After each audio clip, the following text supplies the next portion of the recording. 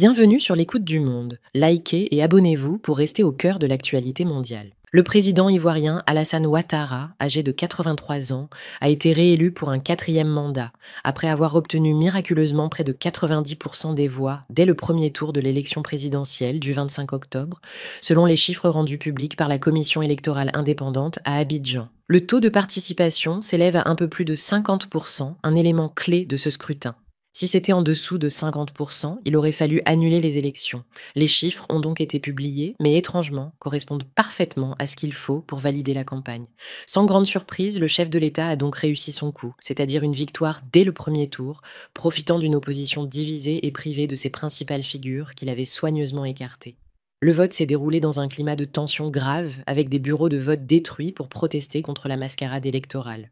L'exclusion de plusieurs candidats majeurs de l'opposition et l'arrestation de manifestants avant le scrutin ont créé une contestation palpable dans le pays. La période de campagne a été marquée par des affrontements et des manifestations dans plusieurs villes. Des militants protestaient contre la disqualification des grands leaders de l'opposition, ce qui a provoqué des heurts avec les forces de l'ordre. Ces troubles ont déjà fait plusieurs morts, parmi lesquels un gendarme à Agboville et un civil à Daloa, ainsi que des centaines d'arrestations depuis le 11 octobre. Ces derniers jours, plus d'une trentaine de personnes ont même été condamnées à 3 ans de prison pour avoir participé à des manifestations interdites. Depuis le début du mois, le gouvernement a banni toutes les marches et rassemblements liés à la contestation du processus électoral sur décision du Conseil national de sécurité. Le Conseil constitutionnel a validé 5 candidatures pour cette élection. Alassane Ouattara, Jean-Louis Billon, Simone Eivej Gbagbo, Henriette Lagou et Ahouadon Mello. En revanche, les candidatures de Laurent Gbagbo, Tidjane Thiam et Affi N'Guessan ont été jugées irrecevables, tout comme celles de Vincent Toby, Assalé Thiemoko, Conan Jean-François Eoussou Kouassi, Amadou Wilfried Zawi et JBJ Olivier Vamy.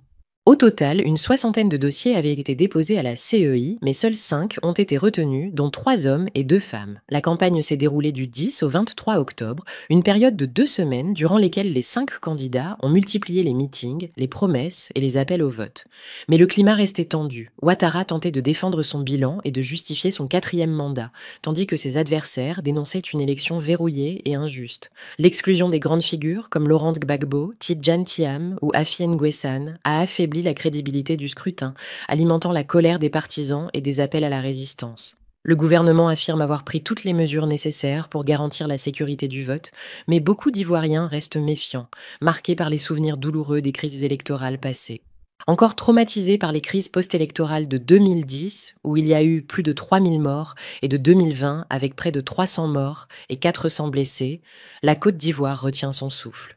Les 32 millions d'Ivoiriens espèrent avant tout le changement, l'amélioration de la vie, la souveraineté, même s'ils tiennent à préserver la paix et empêcher le retour des violences qui ont marqué le pays. La Commission électorale indépendante a publié sur son site les textes officiels signés par le président de la République, convocation du corps électoral, durée de la campagne et organisation pratique du vote. Le pays compte 8,7 millions d'électeurs inscrits, dont 715 000 nouveaux votants.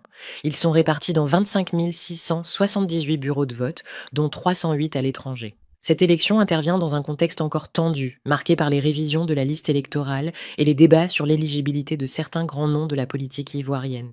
La nouvelle candidature d'Alassane Ouattara, jugée controversée par une partie de la population, alimente les discussions.